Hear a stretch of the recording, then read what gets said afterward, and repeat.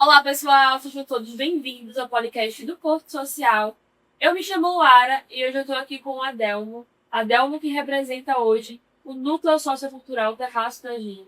Adelmo, seja muito bem-vindo ao nosso podcast. É um prazer te receber aqui hoje. Estamos meio curiosos, animados, entusiasmados para conhecer um pouquinho da tua história, um pouquinho da história do Terraço da Gente.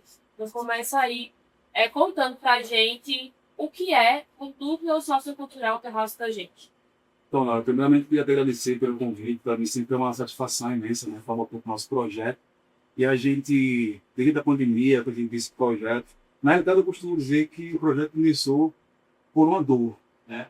Vou contar um pouco dessa história. Eu tenho 15 anos de idade, eu nasci e me criei na atividade de Santo Amaro, especificamente dentro da periferia.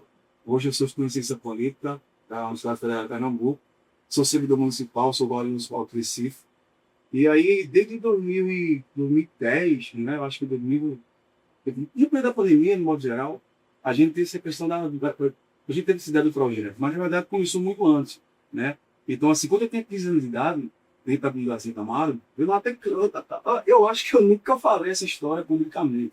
Eu fico até um pouco emocionado, um pouco nervoso, porque assim, vai ser a primeira vez que eu vou falar isso, né? Mão, então. Primeira mão que eu vou falar isso publicamente. Então, eu tinha 15 anos de idade, dentro da comunidade de Santo Amaro, nasci dentro da periferia, e aí tinha um policial que morava na comunidade, que foi fazer uma abordagem do meu tino, e entre essa abordagem estava eu lá, né?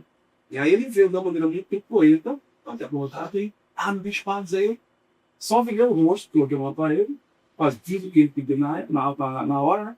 E só virei o rosto e falei para ele, calma, cidadão, isso é muito doente. Para que falar isso?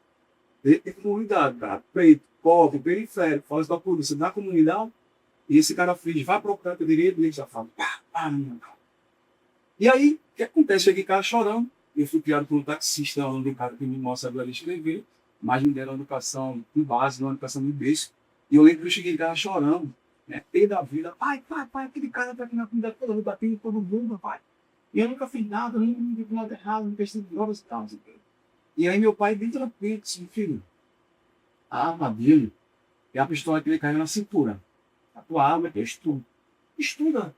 Mostra para ele que você vai ser mais uma estatística, que você vai ser produto de lei. Eu me lembro, calça policial, o graneta não peça policial.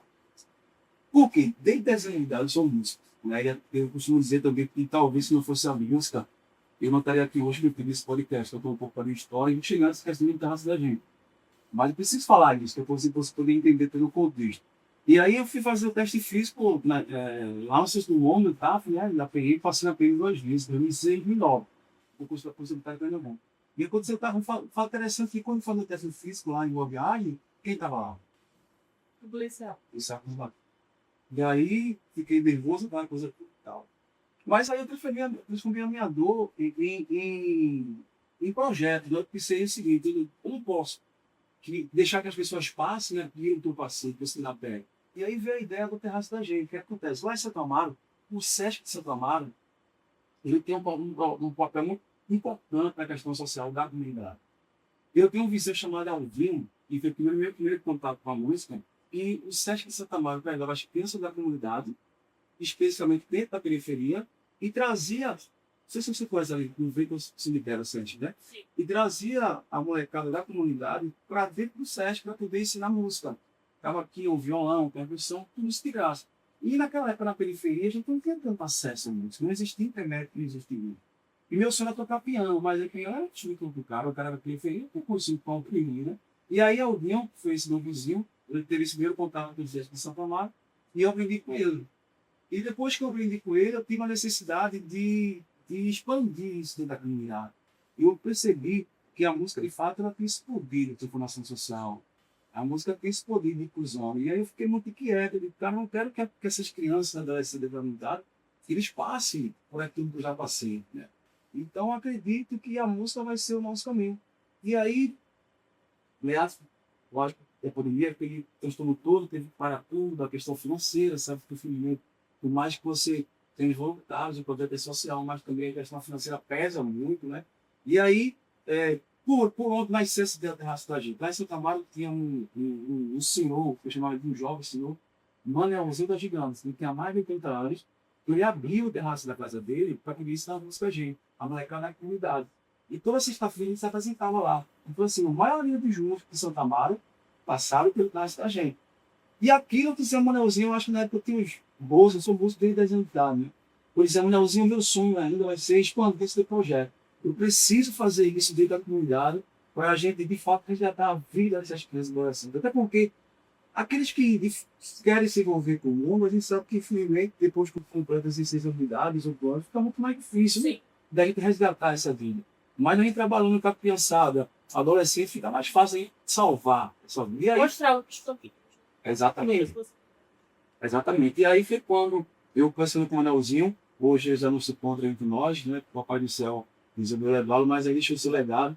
Acredito que todos os músicos da comunidade de Santo Amaro passou pelo terraço da gente. Ele abriu a casa dele, por isso que não disse terraço da gente. Era de fato um terraço, literalmente um terraço, onde a gente fazia a troca, né? Para a questão do música e tal. E aí eu fiquei com a cabeça que eu preciso manter esse legado. Eu preciso esconder isso dentro da comunidade. E aí eu trouxe do terraço da casa dele para a casa da minha mãe. Para a casa da minha mãe, é porque eu moro dentro da periferia mesmo de Santo Amaro, né? E eu, para a casa da minha mãe era cheio de mato.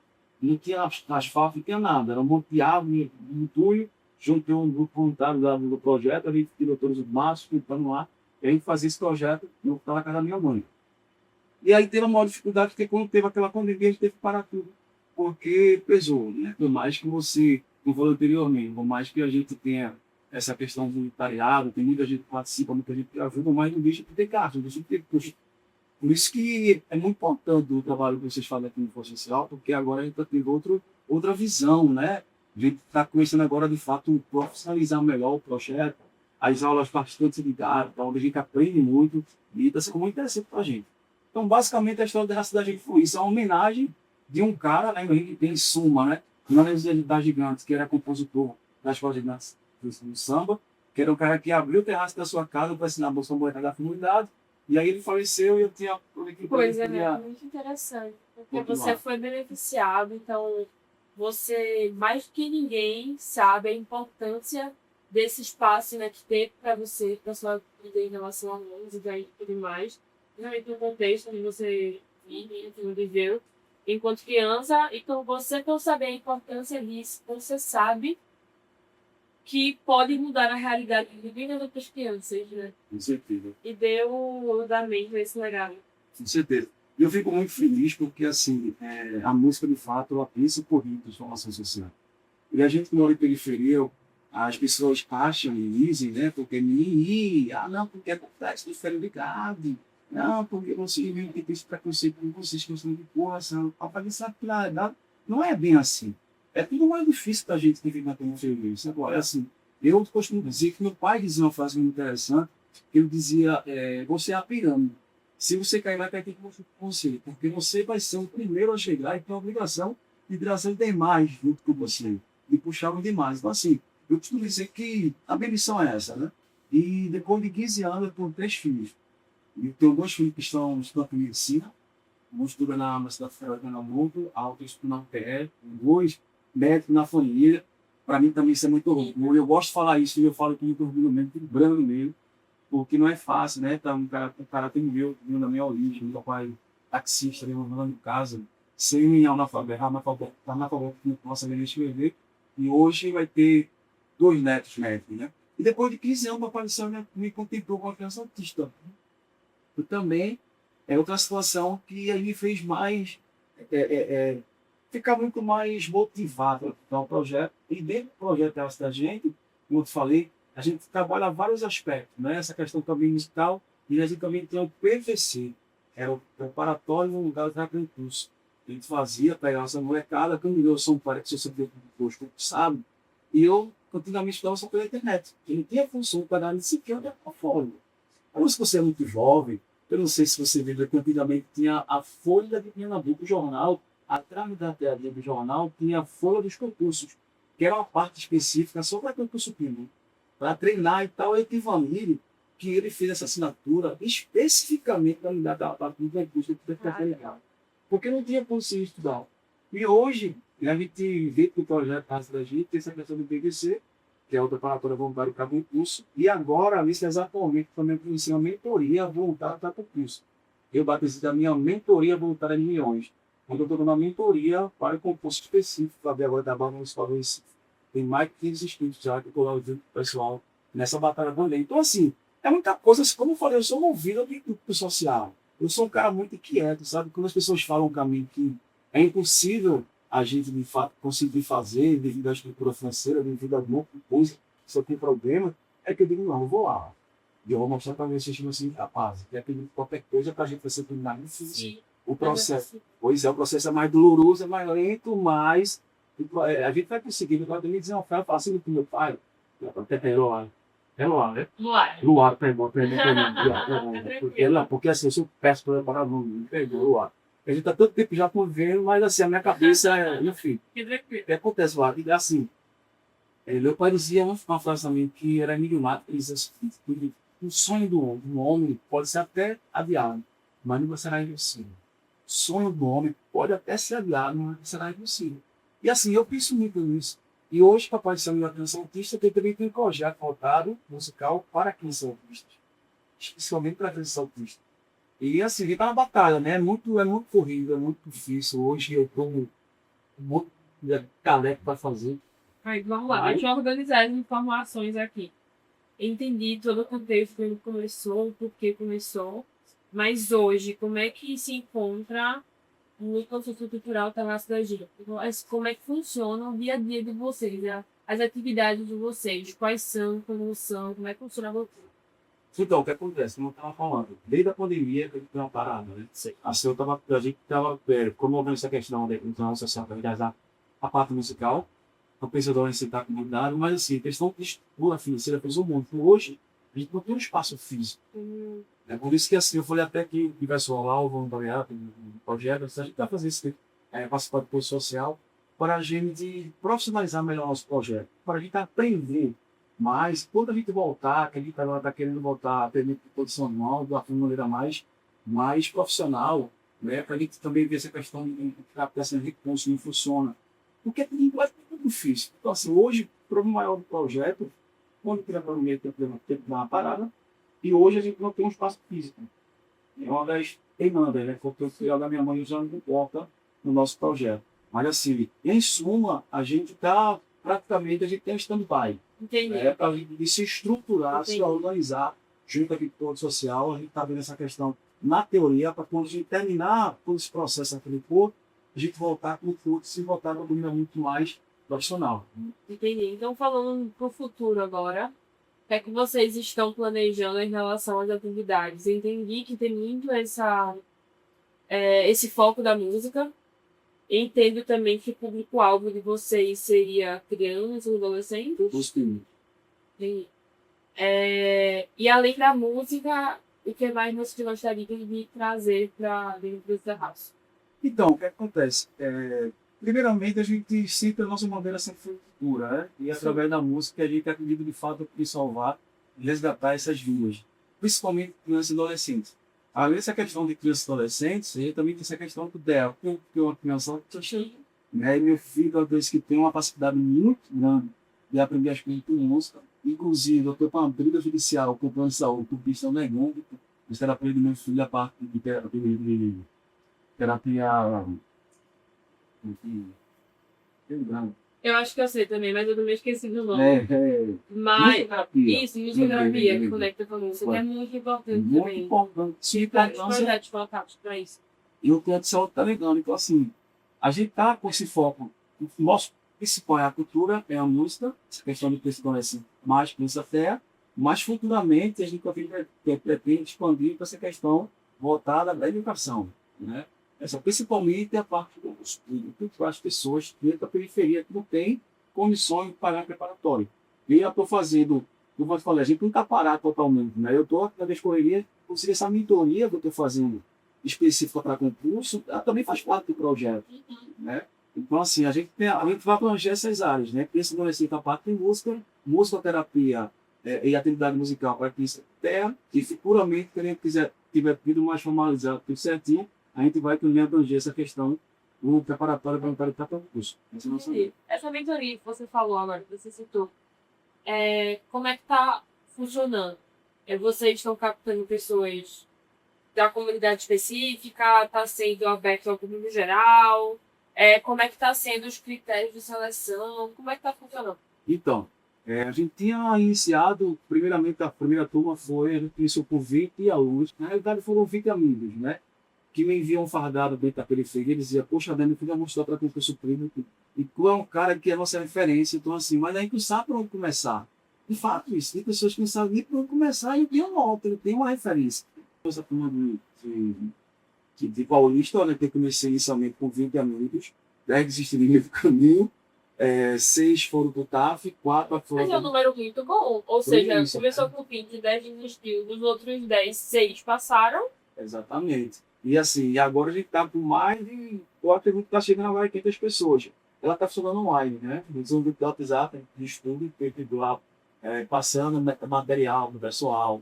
E assim, hoje está muito mais fácil com a questão da internet. Na minha época era muito mais acesso. Na minha época é mais difícil, eu tinha que ir para a biblioteca aqui, central da cidade, o próprio SESC estudar, pegar aqueles livros, né?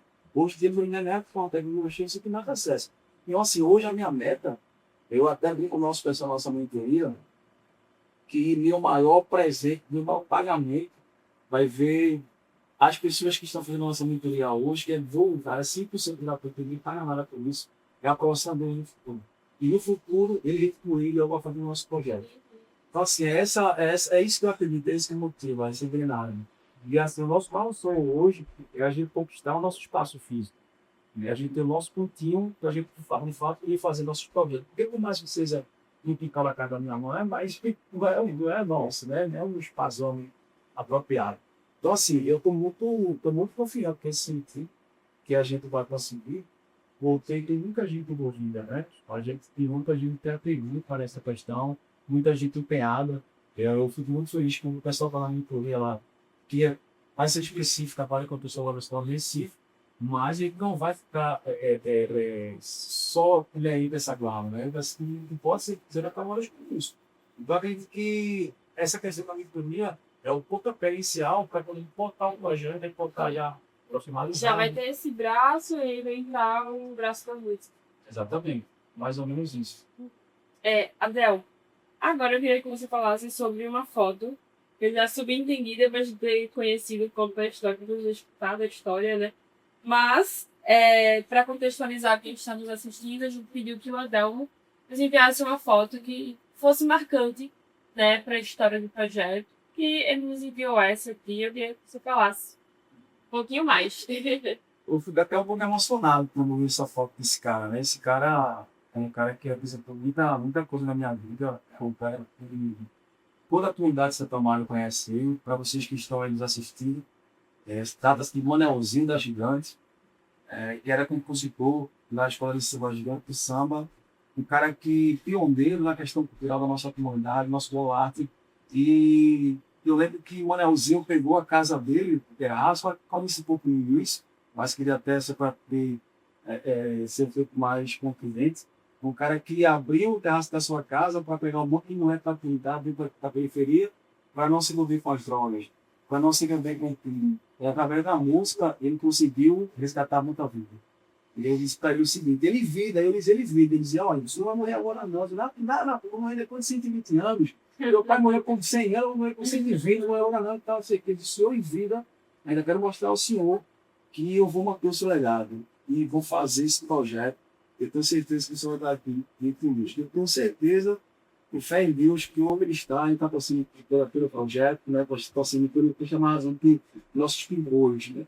E assim, é um cara que marcou nossas vidas. Quem é músico, quem nasceu, se vive da comunidade de Santo Amaro, se não passou pelo terraço da gente, não é músico. Sempre falei isso. Então, o Manelzinho da Gigante, de fato, é um cara muito especial para mim. Incrível, Leandro. Queria já parabenizar pelo trabalho, né, que vocês realizam. Por mais que algumas atividades estejam causadas temporariamente, mas eu entendo que também é um momento importante de estruturação, de profissionalização, para voltar de forma muito mais organizada e assertiva.